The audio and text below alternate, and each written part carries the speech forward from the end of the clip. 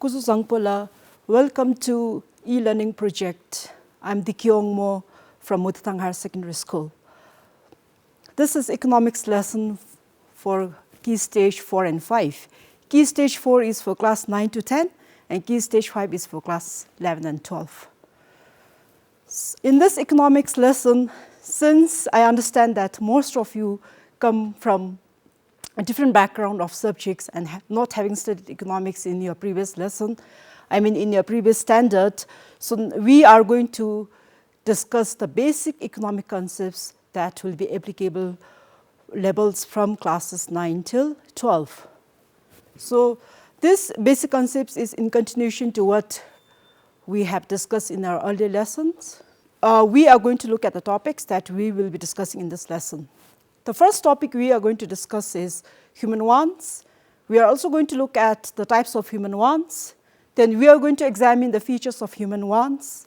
We are going to look at the basic economic problems. And lastly, we are going to look at the concept of opportunity cost with the help of production possibility curve. Now, before I go into discussing the lesson, let's look at the objectives. After the end of the lesson, you should be able to define human wants. Second objective is you should be able to explain the types of human wants. The third is you should be able to examine the feature of human wants. The fourth objectives we have here is you should be able to look at the basic economic problems and discuss the causes of the basic economic problems. The last objective we have here is you should be able to illustrate the concept of opportunity cost and draw and look at the schedule of opportunity cost using production possibility curve. Did you get it, students? Okay. Now we are going to start with the lesson.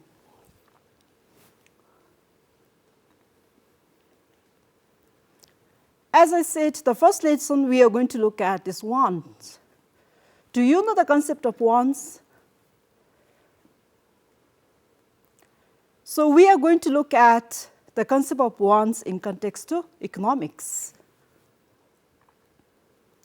So now let's look at the meaning of wants. In economics, wants is an effective desire for a particular thing which can be satisfied by making an effort to acquire it. So now when we talk about wants in economics, the first key idea you should know about want is that it is an effective desire. It's not just a desire. The desire is effective. So therefore, want in economics is referred to as something which you can get it. For example, like you want a car, you want a bicycle. So if you can have that car, if you can afford to have the bicycle that you wish to have, then we refer to as want. So therefore, it is an effective desire. Now we are going to look at the classification of wants. Okay, we have three classifications of wants.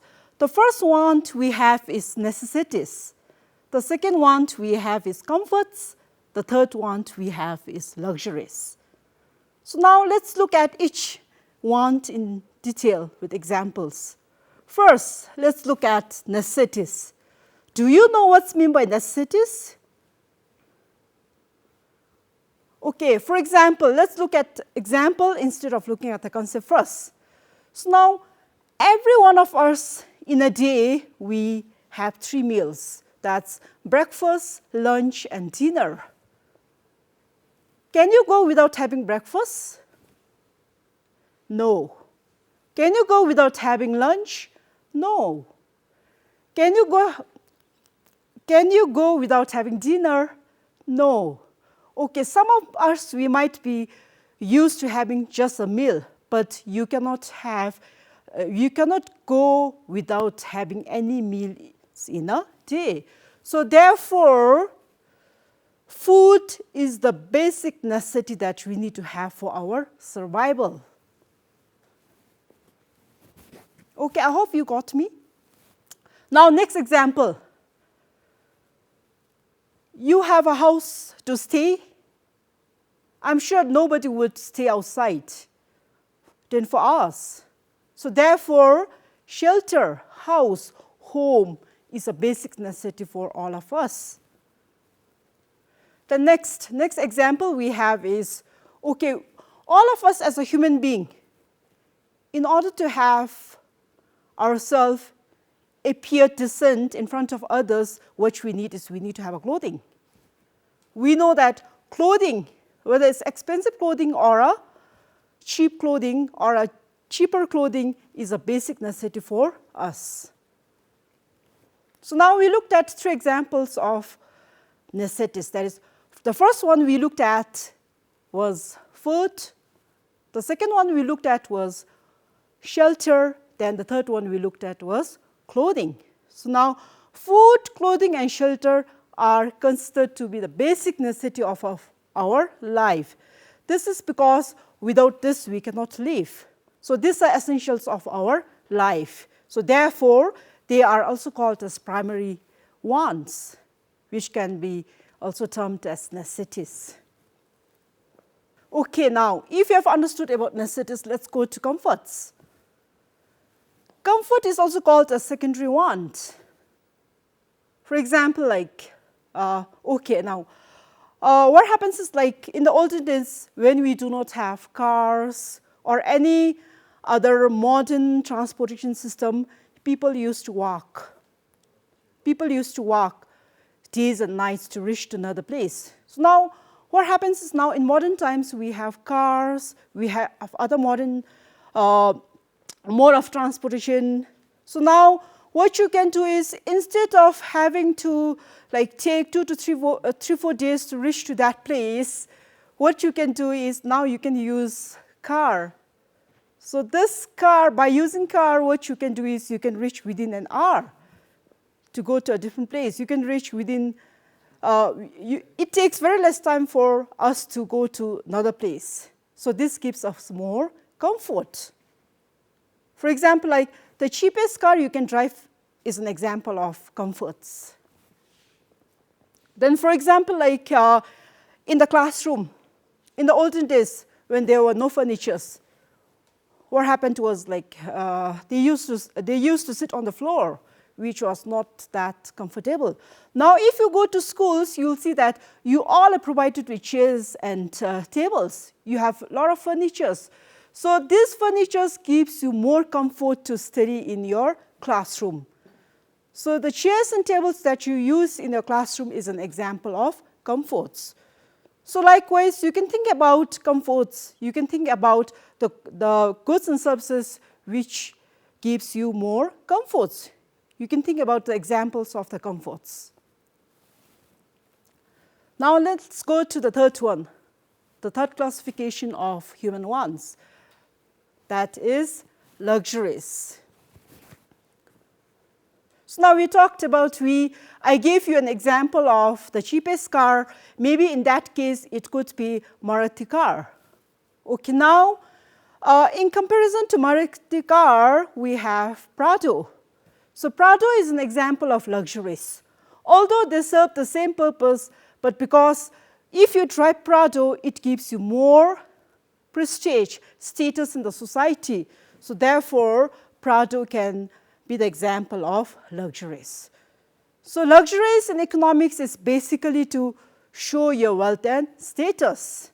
So therefore, those goods which are very expensive, such as expensive cars, jewelries, expensive branded clothes, can be an example of luxuries.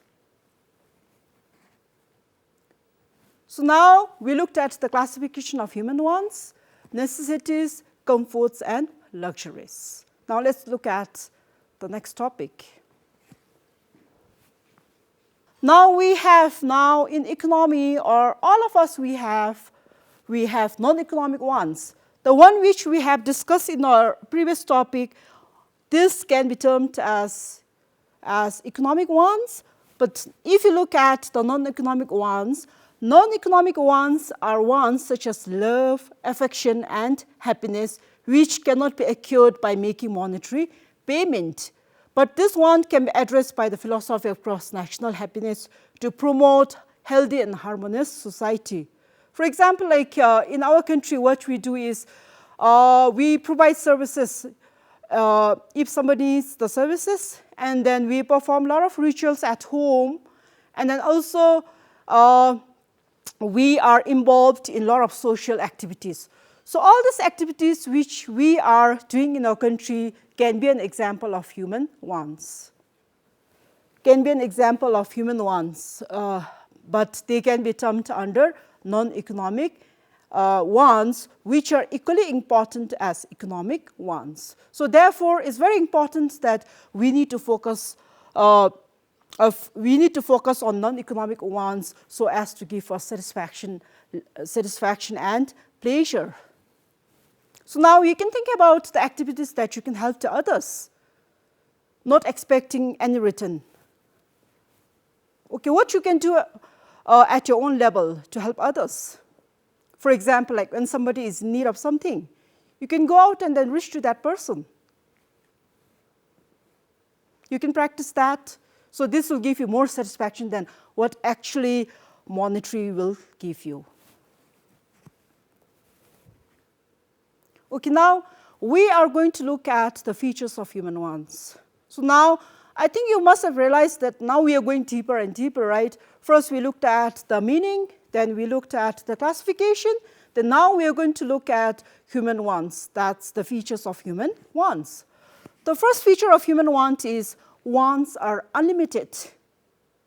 Okay, children, have you ever experienced that? Your wants are unlimited? When you want something, you want to have another thing. For example, like today you have something, tomorrow you want to have something. So this shows that wants are unlimited in nature. So as a student, you might be having a lot of wants that you want to have. As a human, we have multiple of wants. So next want is wants multiply. An important characteristic of human want is that they tend to multiply over time. Today you have one want, tomorrow you'll have another want, day after you'll have another want, so it keeps on multiplying. It becomes more and more. So you'll realize that as a student, your want will be different, but when you grow up, when you start to work, your wants become more and different. So therefore, one of the features, the most important features of human want is that it keeps on multiplying. Okay, now then let's look at the third feature, that's substitution of wants. So now wants can be substituted. For example, like if you want to eat something, okay, you can eat either food or bread, or also you can go for other items of food. Not necessarily that you need to have food. You need to have rice as a meal. Your rice can be substituted with the help of noodle, and noodles can be substituted with the help of another food. So therefore, if you're hungry, instead of going for that specific meal, you can have different varieties of meal.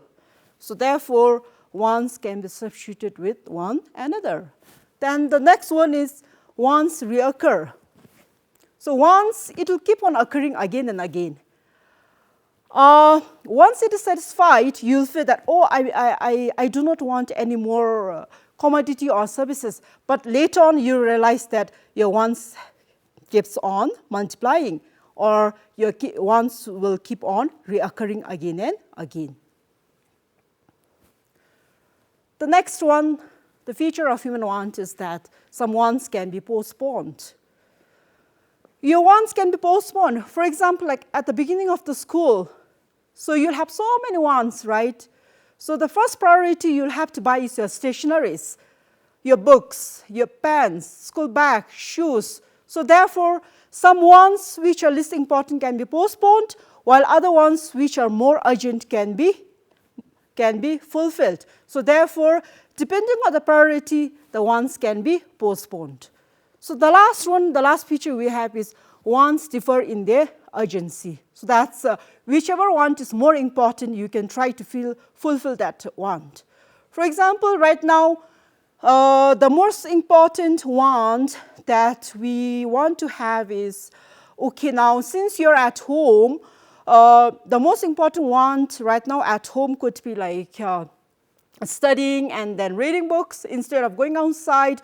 So maybe like right now you want to go outside, but because of the situation you have right now, the more I think the urgent thing is that you need to be at home, and then you should be trying to read some books and then study your subjects, different subjects. Okay? So therefore, wants differs in their urgency. Whichever is more urgent, you try to fulfill that want.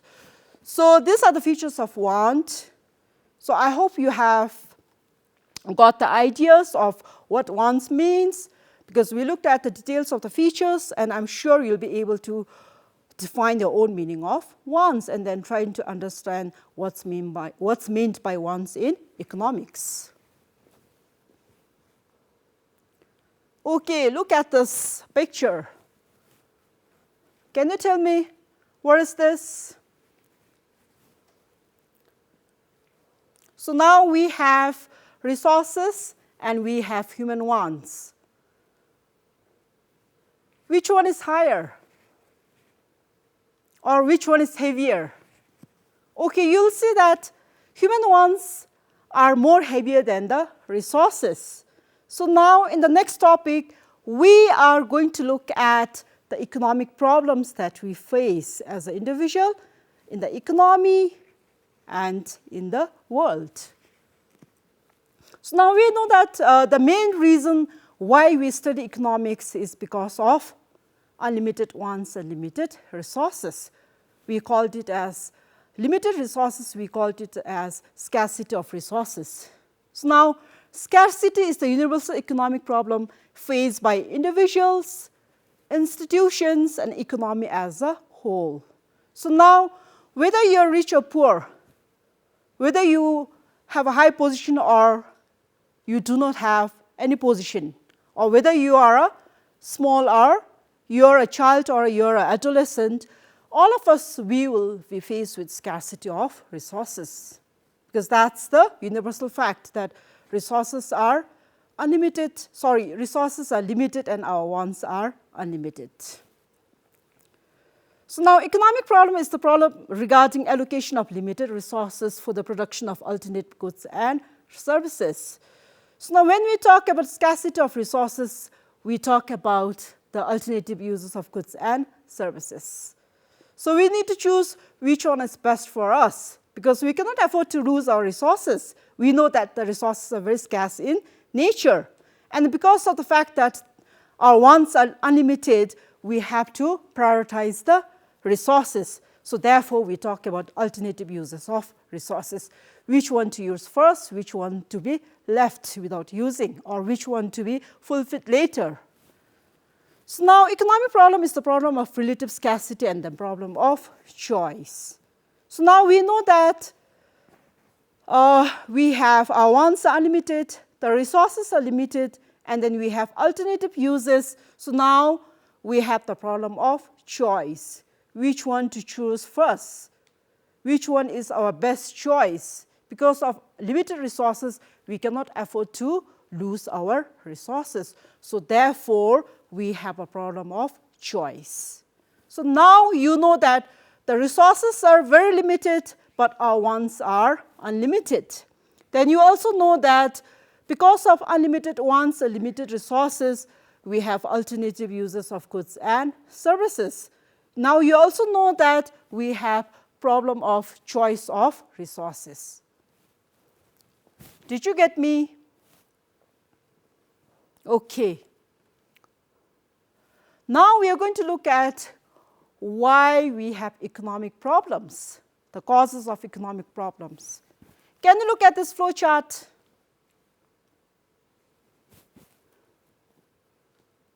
Okay, now if you look at this causes of economics problem, you'll see that we have the causes of economic problem, as we discussed in our earlier lesson, is because of limited resources.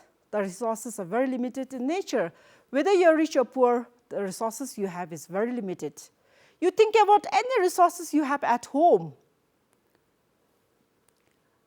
All the resources we have are very limited in nature. Think of any resources which have price. All those resources are very scarce in nature. And then on the other hand, we have unlimited wants. Do you have unlimited wants? My wants are unlimited. Me as an individual, I have a lot of wants, but I cannot fulfill all my wants. So now when we talk about limited resources, the next cause of economic problem we face is alternative uses. How do we make alternative uses of resources? For example, like if you have a plot of land, do you divide this plot of land to be cultivated, to cultivate different crops?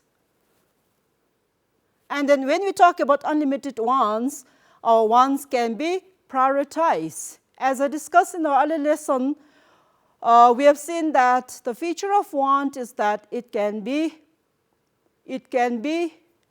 prioritized, right? It depends on the urgency of our want. So therefore, we need to know how to prioritize our want. So it has to be put into different priorities. So because we are not able to do that, we have the economic problems faced by individual economies, countries, and in the world. So these are the causes of economic problem. That's limited resources, has alternative uses, unlimited wants, have different priorities. Can I go to the next slide?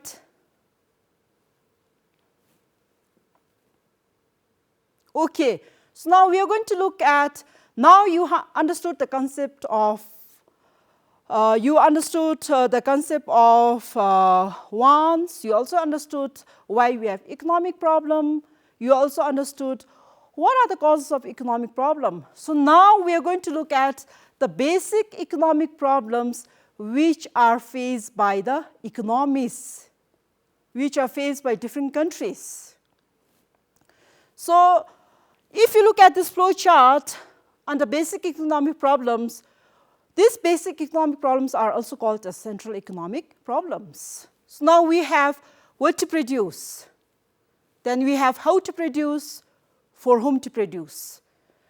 Then if you look at what to produce, we have capital goods and consumer goods. So now when we discuss about these three problems, we have to take into consideration the types of economy, the types of economic system the country follows. So in your later lesson, you will study about different types of economic system, but for now, in order to understand these basic economic problems, I'll just briefly discuss about the economic system followed by different countries. So now different countries follow different economic systems, such as capitalistic economic system, then socialist economic system, and mixed economic system. So now countries like USA and most of the European countries, they follow capitalistic economic system. Then countries like Russia and China, they follow socialistic economic system, and countries like ours, that's Bhutan, we follow mixed economic system. So therefore, the basic economic problem of what to produce, how to produce, for whom to produce, depends on the type of economic system followed by different countries. So now can you look at what to produce? What to produce is the production of goods and services, the choice of production of goods and services, which goods to produce first. For example, like any country would produce those goods which are needed most by the people. For example, we have capital goods such as machineries, tools, equipments, which can be used for the production of goods and services. Then also we have consumer goods, which can be meant for the citizens in the country. So therefore, the country would prioritize based on the need and want of the citizens, whichever is more required by that country. And the next is how to produce. How to produce is the method of production. For example, we have labor-intensive techniques, and then we have capital-intensive technique.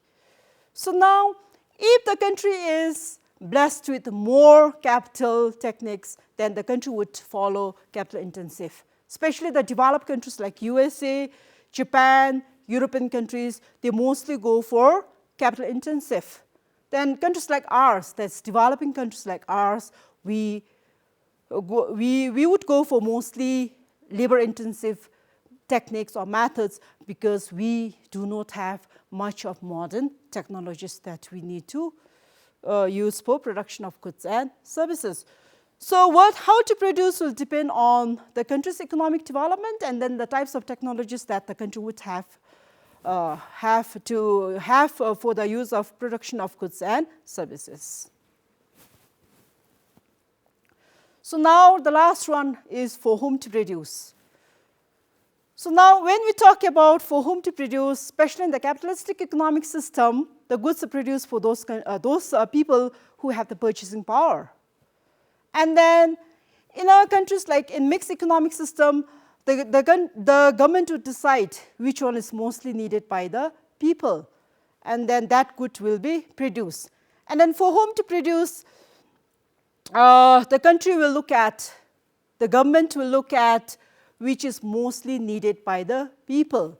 So therefore, for whom to produce have two categories, that is those who need.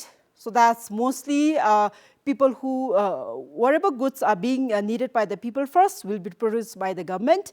And then later, especially in the capitalistic economic system, the goods will be produced for those people who have the purchasing power. So therefore, in the capitalistic economic system, you'll see that luxury goods are mainly produced for the focus is for those people who have purchasing power and then who can afford to have it. But in our country, the government would decide like whichever goods are more in need. So they would go for production of that particular good. Now we have looked at the basic economic problems. Then under basic economic problems, we have looked at the three most basic economic problems faced by almost all the countries. Okay, now we are going to look at opportunity cost. Have you ever heard of opportunity cost? Are you hearing for the first time? So now you might be using this concept unknowingly, and you wouldn't have known until today. So now we are going to look at opportunity cost. Opportunity cost is a very important concept in economics. So now in order to understand opportunity cost, first let's look at the meaning of opportunity cost. Opportunity cost arises because of scarcity of resources and then the fact that resources have alternative uses. So now in our earlier lesson, when we were discussing about want and then slowly we discussed about the unlimited wants, you must have realized that the resources that we have is very scarce in nature.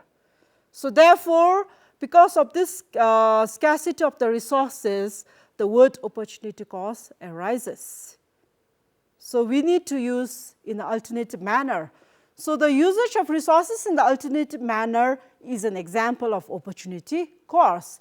Because in order to use one good, you're trying to give up another good. So therefore, this can be expressed in terms of opportunity cost. Then whenever resources are allocated and choices are made, something has to be given up. Have you ever realized that? You cannot buy goods at the same time, simultaneously, because of limited resources. So what you do is, like, you must have seen your parents trying to prioritize their things which they need to buy more, and then give up those goods which are less urgent to them. And then they're trying to look at which one is more important for them to purchase right now, and then which one to be left to be bought later.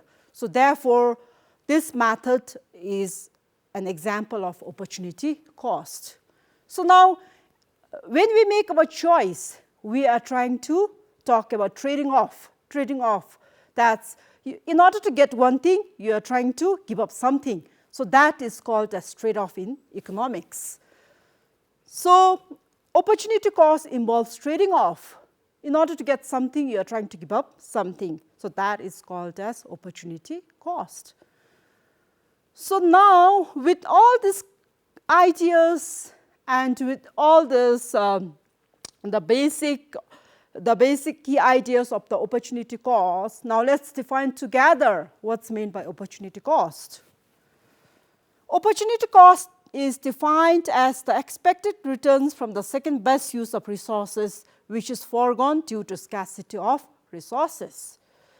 So in order to get one resources, you are trying to forego another resources. So this is termed as opportunity cost. Okay, now, if you look at an example, it will become more clear. The concept will become more clear when you look at examples. Now let's look at an example of opportunity cost. You have very limited time, and then out of this limited time, you want to do two things at the same time. So now let's take an example that you want to play football and then you want to read books. So which one you feel is more important? Can you tell me? Yes, reading book is more important than playing football, especially when you have exams, right? So now you're trying to give up playing football and then trying to concentrate on your reading. So because you have given up playing football, you're trying to read, so what you have done is, the trade-off you have done here is that you have given up football and then you're trying to read books. Okay, so this is an example of opportunity cost. So otherwise, what would happen if you have gone to play football, then you wouldn't have got the knowledge that you have got right now, because you have focused on reading the books. Another example we have is, if a person decides to spend 2,000 on buying a pair of shoes, the opportunity cost would be not being able to save. You have 2,000 and then you have two choices, whether to save or to buy a pair of shoes. So what happens is, so now you want to go for a shoe and then you want to give up your saving. So can you look at the opportunity cost here, what you have done? You have foregone your saving and then you bought shoe. So this is the choice that you have made. So now in any economy, the country may decide which one to produce first. Country has so many things to produce. For example, like building infrastructures, then providing education, providing health services to the citizens. So whichever is more important, the country would choose to do that. So in our country, basically, like if you look at the way we try to develop our economy, we do not do at the cost of our environment. So what we do is we try to develop, we try to produce goods and services which are environmentally friendly and then which do not have more negative effect on our environment. So therefore, you can say that Bhutan may be choosing a clean environment at the cost of industrialization or at the cost of economic development. And then right now, in this situation, our government's focus would be more on providing medicines and then medical equipments to our citizens rather than focusing on other areas which the country do not need right now. So therefore, you look at the trade-off, you look at the opportunity cost. So with this, since I have given you so many examples, I'm sure the concept is now clear to you. So now you can think of other examples as well, and then especially when you're struck with the choice of resources, and then the choice of resources, which resources you're not able to choose, then you can use that concept. Opportunity cost can be applied in our daily life. So you can use that idea, which one is more important, that you can choose, and which one is more urgent, you can prioritize.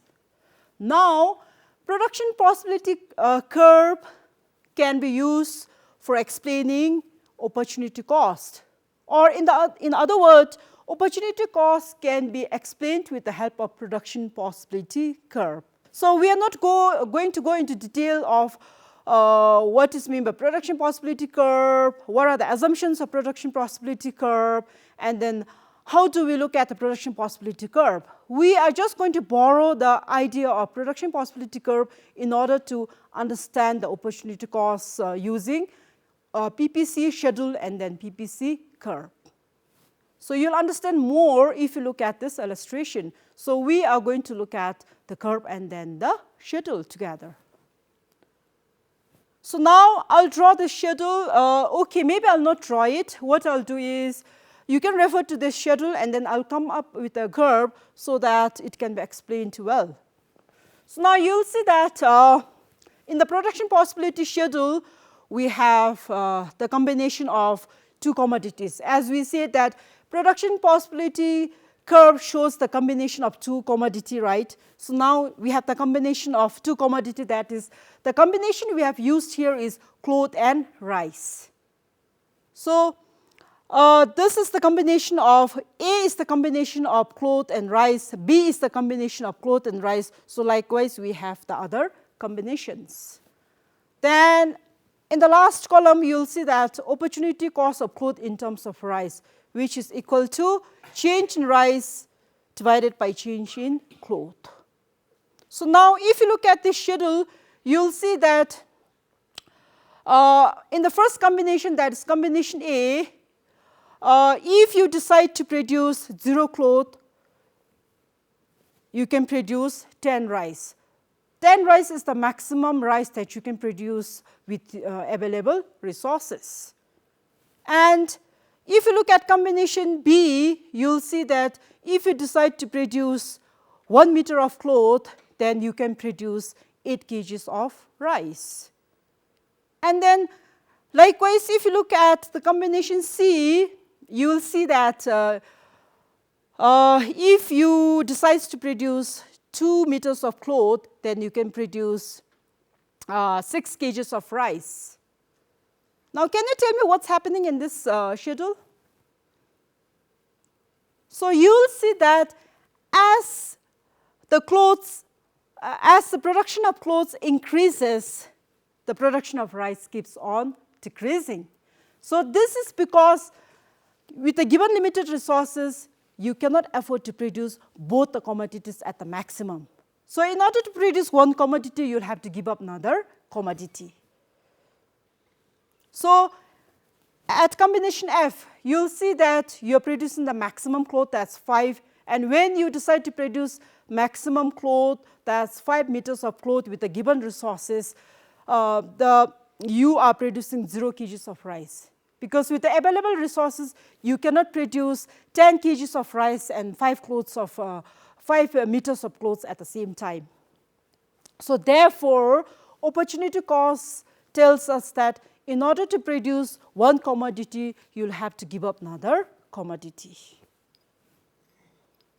So if you look at the opportunity cost of cloth in terms of rice, you'll see that every unit of cloth you produce, you'll see that you are giving up 2 kgs of rice. So therefore, the opportunity cost is 2 in terms of rice and clothes.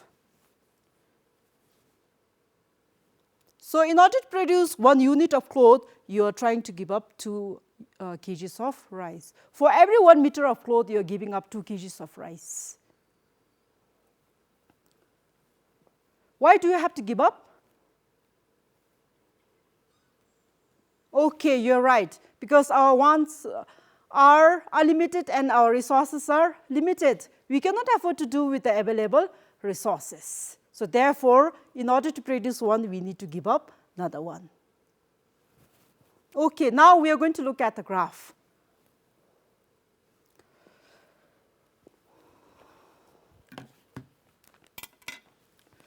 So now, production possibility curve can be derived with the help of the production possibility schedule.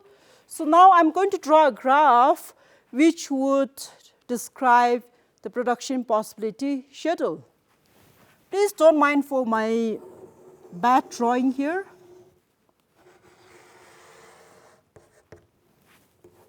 So any graph you draw in economics requires x-axis and y-axis. So now on the y-axis we are going to choose 2 combinations, that's cloth and rice. And on the y-axis we have rice. Okay. So rice is expressed in terms of kgs, that's unit. Then on the x-axis we have clothes.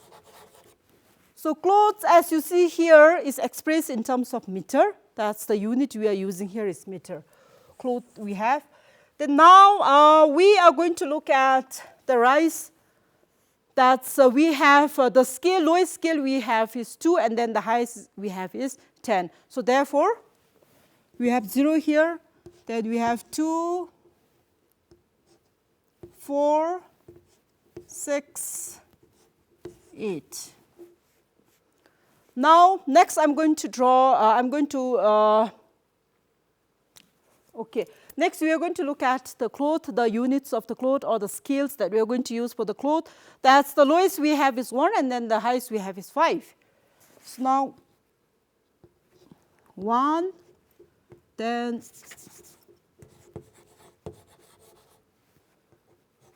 2, 3, 4, 5.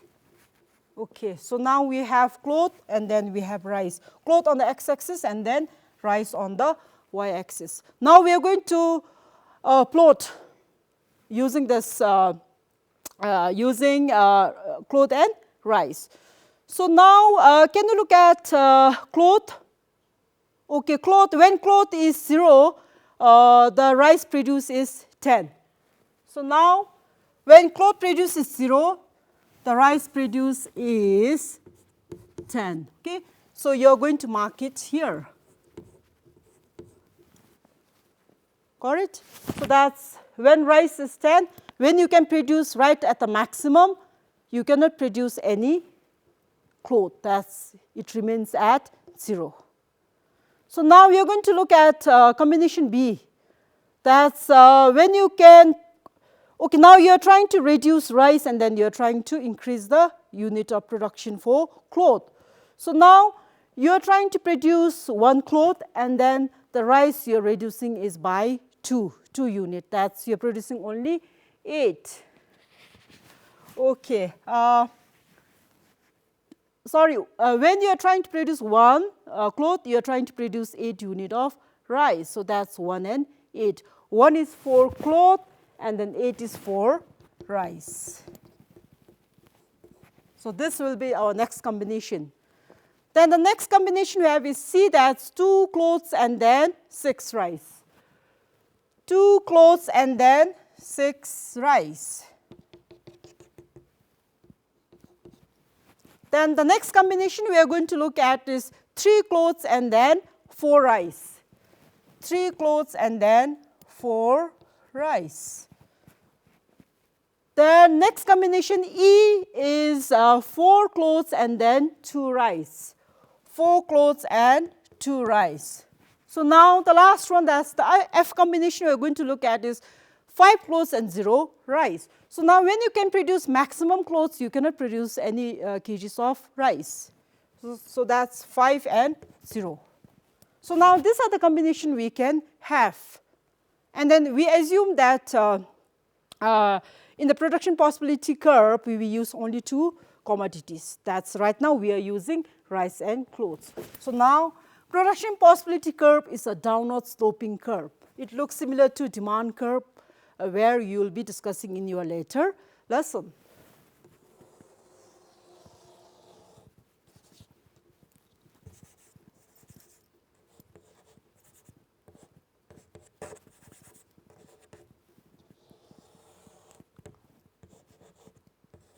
Okay, so now let's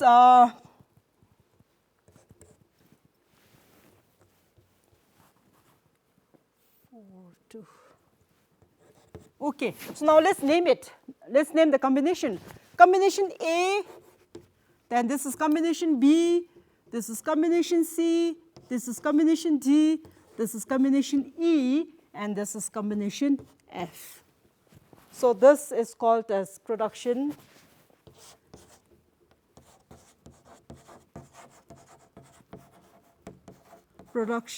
possibility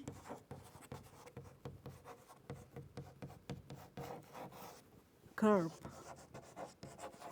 Okay. So production possibility curve is a downward sloping curve because as you go on increasing one commodity, the other commodity has to decrease because you are trying to give up in order to get more of another commodity. So this is called as production possibility curve, and then this is a downward sloping curve. Okay, now can you come up with the production possibility schedule of your own, and then can you draw the curve of your own? So now before we come to the end of the lesson, I have something exciting for you all. That's no more. Now you should know more. I have done my part. Now you have to do your part. So now the first question we are going to look at is, do you think we need to prioritize want, and why? Why is it important for you to prioritize want? Without prioritizing, can you fulfill all your want? So you'll have to write the reason. Why do you have to do it?